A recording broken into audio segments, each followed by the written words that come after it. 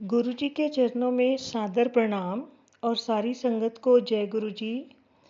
गुरु सारी संगत को जय गुरु जी। संगत जी, दिल्ली से सुमन बोल रही हूँ।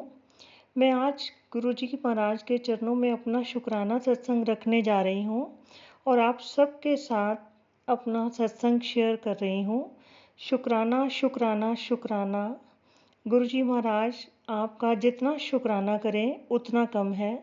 शब्द नहीं मिलते कभी कभी आपका शुक्राना करने के लिए, और आपकी ब्लेसिंग्स और रहमतें शॉवर होती रहती हैं हम पर। गुरु जी महाराज के हाथ में जिस भी संगत की डोर है, उसे किसी बात की चिंता फिक्र करने की ज़रूरत नहीं। किसी भी चीज़ की फिक्र नहीं होनी चाहिए। जब परमपिता परमेश्वर ने हमारा हाथ पकड़ा है तो फिर क्या सोचना और क्यों सोचना। महाराज तो अपने हर बच्चे के साथ हमेशा से हैं, बस हमको उनका एहसास देर से हुआ। संगत जी, गुरु क्या है, किसे कहते हैं?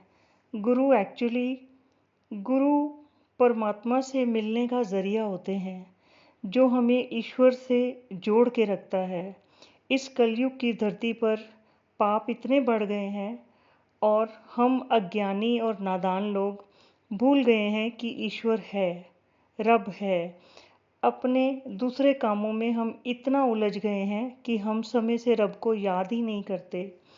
हम फिर भी इस कलयुग के समय में मनुष्य के रूप में अपने कर्मों के अनुसार जिस ने भी जन्म लिया, और गुरु जी महाराज ने इस धरती पर गुरु के रूप में जन्म लेकर इस धरती को पावन किया। उन माता पिता को शत शत नमन, जिनके घर में महाराज का महाशिव का जन्म हुआ। और उनके साथ साथ हम भी इतने भाग्यशाली, जिस संगत की डोर महाराज ने संभाली और उसका जीवन धन्य हुआ। Thank you so much Guru ji. Thank you so much गुरु जी महाराज, हमारा हाथ पकड़ने का, हमारे माड़े कर्म कटवाने का, हमारी नेगेटिविटी दूर करने का, अपने चरण कमलों में बिठाने का, अपने छत्र छाया में रखने का। शुक्राना शुक्राना शुक्राना गुरु जी। संगत जी, मैं आप सब के साथ कल मीन्स 4 अगस्त सावन के आखिरी सोमवार का सत्संग शेयर कर रही हूँ। हालांकि मैंने सोचा था इस बार सावन के सारे सोमवार में महाराज से मिलने बड़े मंदिर जाऊंगी, पर हर बार किसी न किसी घर के काम में ऐसी फंस जाती थी कि नहीं जा पाती थी और मेरे हस्बैंड चले जाते थे। शायद गुरुजी महाराज की यही मर्जी थी। मुझे भी यही फीलिंग आई कि तू घर संभाल और अंकल नू भेज, ब्लैसिंग्स मैं तेरियां ओदे हाथी दे देनियां ने, तू चिंता ना कर। शुक्राना गुरु जी महाराज, आपका बहुत बहुत शुक्राना। संगत जी, ये मेरा शुक्राना सत्संग बहुत इंटरेस्टिंग है। महाराज की ब्लेसिंग्स मुझे बहुत मिलती रहती हैं, पर महाराज एहसास नहीं होने देते। महाराज कहते हैं, मैं आया सी, मैं तैनू मिलन आना हाँ, आना आवांगा। टेलीपैथी से बात होती है। मेरे महाराज कहते हैं, तैनू मिलन ज़रूर आवांगा, पहचान लई मैनू। जिस रूप में महाराज आते हैं, शायद हमारा ध्यान वहाँ नहीं जाता। शायद ये भी गुरु महाराज की ही कोई लीला है। संगत जी, ये दो बातें एक दूसरे से कनेक्टेड हैं। ये मार्च मंथ के लास्ट वीक से मेरे मुंह का टेस्ट बिल्कुल चला गया। मुझे समझ नहीं आ रहा था कि ये क्या है।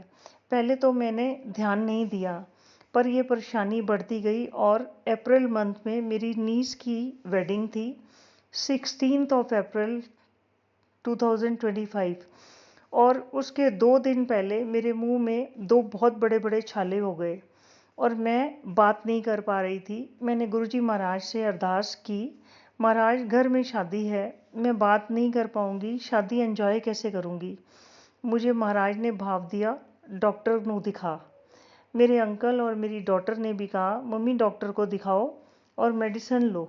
हालांकि मेरा घर में रूटीन है संगत जी, मैं महाराज के स्वरूप के आगे लोटा भर के रात को रखती हूँ और सुबह उठते ही सबसे पहले हम वही पीते हैं। पर जो कष्ट लिखा है वो तो फेस करना ही है, चाहे कुछ भी हो जाए। महाराज कष्ट आराम से कटवा देते हैं। ये महाराज की सबसे बड़ी दात है संगत जी।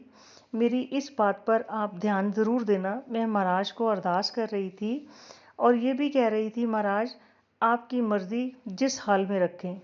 संगत जी, मेडिसिन लेने पर शादी का वक्त निकल गया और मेरी सिस्टर ने अपनी बेटी की शादी का पहला फंक्शन गुरुजी महाराज का सत्संग रखा। महाराज ने मुझसे सत्संग भी शेयर करवाया। मैं बोल पा रही थी और शादी निकलने के बाद परेशानी फिर वैसे ही हो गई। अप्रैल निकल गया, मई निकल गया, जून निकल गया, जुलाई निकल गया और मेरी परेशानी वहीं की वहीं थी। मैं कुछ भी खाती थी, मुझे टेस्ट पता नहीं चलता था, नमक महसूस नहीं होता था। मैं सब्ज़ी बनाकर हस्बैंड से टेस्ट करवाती थी कि बताओ नमक मिर्च ठीक है या नहीं, और कई बार टेस्टलेस सब्ज़ी भी बन जाती थी, पर शिकायत किसी ने नहीं की। और मुझे मीठे का भी पता नहीं चलता था। मेरे मुंह के अंदर स्वेलिंग बनी रहती थी और मुझे बड़ा अजीब सा महसूस होता था। खाना तो खाती थी क्योंकि भूख लगती थी और फिर बेमन से खाती थी, पता ही नहीं चलता था टेस्ट का। शायद मेरे स्टमक में कुछ प्रॉब्लम थी। शायद गर्मी की वजह से। महाराज का मैसेज मिला, पुत्र पानी पीता कर, पानी पीने नाल सारी बीमारियां ख़त्म हो जांदियां ने।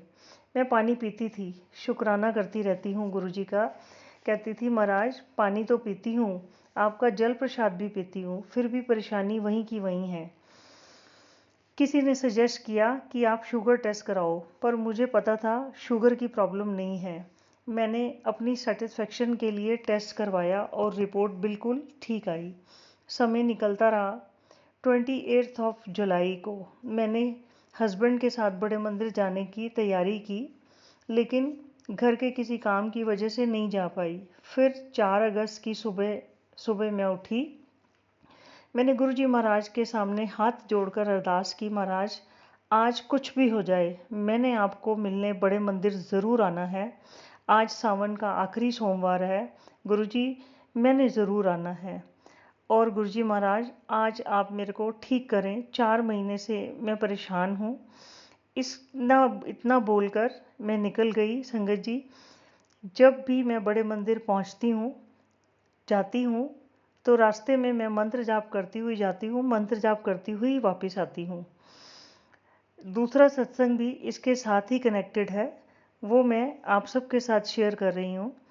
संगत जी, छतरपुर मेट्रो स्टेशन जैसे ही हम पहुँचे तो एक ऑटो वाला अपने ऑटो की तरफ हमको ले गया। उसके ऑटो में सवारी नहीं थी। मैंने कहा, तुम तो टाइम लगाओगे, हम किसी दूसरे ऑटो में चले जाते हैं। एक दूसरे ऑटो में 2 आंटी ऑलरेडी बैठी हुई थी, तो उस ऑटो वाले ने पैसे ज़्यादा बताए, तो हम पहले वाले ऑटो की तरफ वापस बढ़े। तो मेरी नज़र वापस उन दोनों आंटीज़ पर पड़ी और मैंने उनको अपने ऑटो की तरफ आने के लिए इशारा कर दिया, ताकि हम 4 सवारियां कंप्लीट हों और ऑटो वाला चल पड़े और हमारा टाइम वेस्ट ना हो। संगत जी, आप कुछ भी कर लो, महाराज का प्लान पहले से ही तैयार होता है हमारे लिए। उस परमात्मा की रचना ना तो हम कभी समझ पाए हैं और ना ही कभी समझ पाएंगे। वो दोनों आंटीज़ जब हमारे ऑटो की तरफ आईं, तो ऑटो वाला अपने साथ एक आंटी को और लेकर आया और फिर पीछे वाली आंटी भी आई और पीछे वाली सीट पर तीनों आंटीज़ बैठ गई और मेरे लिए जगह नहीं बची। तो मेरे हस्बैंड वहाँ सबके सामने मुझे डांटने लगे, तुझे क्या ज़रूरत थी उनको ऑटो से उतारने की, तू कैसे बैठेगी, डिस्टेंस भी ज़्यादा है और टाइम भी लगेगा ऑटो में, तीन लोग पीछे ठीक से बैठ पाते हैं। मैं बोल रही थी उनको, कोई बात नहीं, हम मैनेज कर लेंगे। मेरे हस्बैंड बार बार बोल रहे थे, इतनी दूर कैसे मैनेज होगा, कहाँ बैठेगी। एक्चुअली संगत जी, मेरे हस्बैंड अपनी जगह बिल्कुल ठीक थे। वो तीनों आंटीज़ हेल्थ वाइज बहुत हेल्दी थी। मैं वाकई में ही एडजस्ट नहीं हो पाती उनके साथ। मैंने ऑटो वाले से पूछा, भैया तुम 5 लोगों को बड़े मंदिर ले जाओगे? उसने कहा, मैं तो ले जाऊंगा, आप अपना देख लो। हालांकि जिन 2 आंटीज़ को मैंने बुलाया था वो भी गिल्ट फील कर रही थी और मेरे और मेरे हस्बैंड की कॉन्वर्सेशन सुनकर उन्हें लग रहा था कि हमको नहीं आना चाहिए था, इनको डिस्टर्ब कर दिया। पर वो तो गुरुजी महाराज की मर्ज़ी थी। तो एक आंटी ने कहा, हम आपको बारी बारी से अपनी गोद में बिठा लेंगे। तो मैंने उनको कहा, कैसे बिठाओगे, मैं बच्चा थोड़ी हूँ। 60 और 65 kg वेट है मेरा, मैं तो नहीं बैठ पाऊँगी आप सबके साथ। पर उनमें से सबसे ज़्यादा हैवी वेट वाली जो आंटी थी, उन्होंने कहा, तू बैठने वाली बन, तो मैं तेरे को बिठा के ले जाऊंगी। एनीवे, हमारा बड़े मंदिर तक का सफ़र ऑटो में शुरू हुआ। 5-10 मिनट के बाद मेरी नेक में पेन शुरू हो गया। मुझे सिर झुका के बैठना था, तो मेरी नेक में पेन तो होना ही था। और फिर बैक में, कमर में भी बहुत ज़ोर से दर्द होना शुरू हो गया। मेरा राइट हैंड जो सपोर्ट नहीं पकड़ पा रहा था, और उसमें मेरा हैंड बैग भी लटका हुआ था, वो भी बहुत ज़ोर से दर्द होना शुरू हो गया। और मेरी वो पेन से मेरी हालत बहुत ख़राब होनी शुरू हो गई। तो मैंने क्या किया, मैं आंटी के जिस घुटने पे बैठी हुई थी, वहाँ से साइड चेंज करके उनके दूसरे घुटने पे उठ के बैठी और आंटी को बोला कि आंटी सॉरी, मुझे पता है कि आप मेरे को नहीं बिठा पा रहे हो और बहुत परेशानी हो रही है, आप कंफर्ट फील नहीं कर रही हो मुझे बिठा के, आपके भी पैर में ज़रूर बहुत दर्द हो रहा होगा, मैं समझ सकती हूँ। हालांकि मैंने उनको अपनी पेन शेयर नहीं की थी और उनका घुटना मैं अपने हाथ से प्रेस कर रही थी जहाँ से मैं उठी थी। मैंने अपना पूरा वेट भी उनके ऊपर नहीं डाला हुआ था। और जैसे तैसे हम आपस में बात करते हुए बड़े मंदिर की तरफ चल रहे थे। तो मैंने आंटी को पूछा कि आंटी, ऑटो में बैठने से पहले आप मुझे देखकर कुछ बात कर रहे थे, क्या आपने मुझे पहले कहीं देखा है, या आपके घर में कोई ऐसा है जिसके साथ मेरी शक्ल मिलती है? संगत जी, उन आंटी ने मुझे बहुत ही अच्छी स्माइल दी और कुछ कहा नहीं। मेरे राइट हैंड के शोल्डर पर हाथ फेरा और 4-5 किसेस कर दी। मैंने फिर उनसे पूछना चाहा, तो फिर उनकी वही स्माइल थी। फिर उन्होंने मेरे को बड़े प्यार से हाथ फेरा और फिर से उन्होंने 4-5 किसेस कर दी। तो मैंने तीसरी बार उनसे नहीं पूछा और बड़े मंदिर पहुंचकर मैं पहले उतरी, फिर उनका हाथ पकड़कर उनको उतारा। और क्योंकि कुछ दूर तक ना तो वो ठीक से चल सकते और ना मैं ठीक से चल पाती, क्योंकि बहुत मुश्किल से हम बैठे हुए थे, तो थोड़ा सा टाइम लगता हमको ठीक से चलने में। तो मेरे हस्बैंड ने मेरा हाथ पकड़ा और धीरे धीरे वो मुझे आगे ले गए। संगत जी, जोड़ा उतारने के बाद मैंने लंगर हॉल तक निकलने तक उन आंटी को पीछे मुड़कर देखा, ढूंढा, पर वो मेरे को कहीं नज़र नहीं आई। वो हमारे साथ इतने डिस्टेंस पे नहीं थी कि थर्ड, फोर्थ, फिफ्थ रो में वो मुझे नज़र नहीं आती, पर वो मुझे कब कहीं नज़र नहीं आई। फिर हमने महाराज के दर्शन किए। मिली मैं गुरुजी महाराज को और महाराज से अरदास की कि महाराज, अपनी संगत बेटियों के लिए उनके पिता का घर हमेशा खुला रहे और हम सब आपसे ऐसे ही मिलने आते रहें, आपका आशीर्वाद लेने आते रहें। फिर हमें लंगर हॉल पहुंच के खीर, मालपुआ और चाय प्रसाद मिला। वहाँ भी मुझे मीठा महसूस नहीं हुआ। फिर जब हम वापस आने के लिए बाहर निकले, महाराज का शुक्राना किया और ऑटो में बैठे, तो मेरा ध्यान फिर उस आंटी की तरफ गया।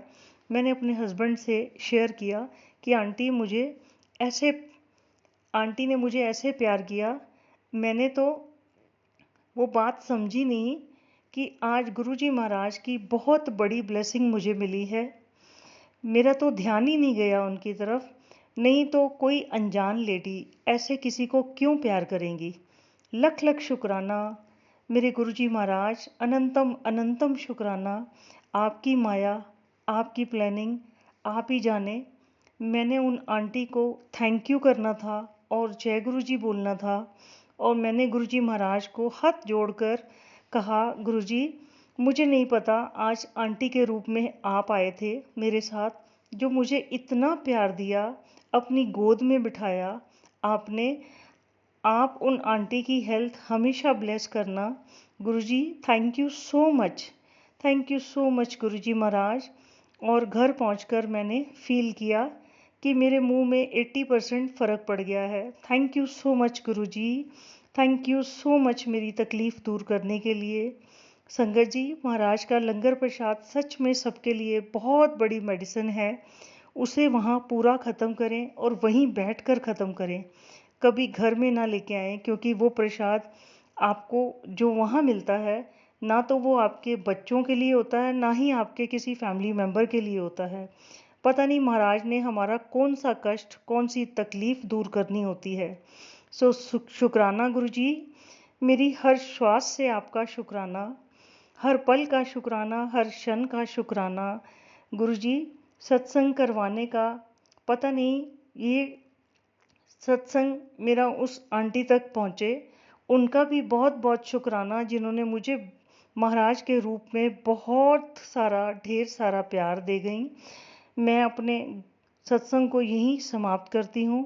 सारी संगत फैमिली को जय गुरु जी और महाराज के चरणों में बहुत बहुत प्रणाम, कोटि कोटि नमन। जय गुरु जी, शुक्राना गुरु जी, love you Guru ji, love you so much Guru Maharaj, love you so much.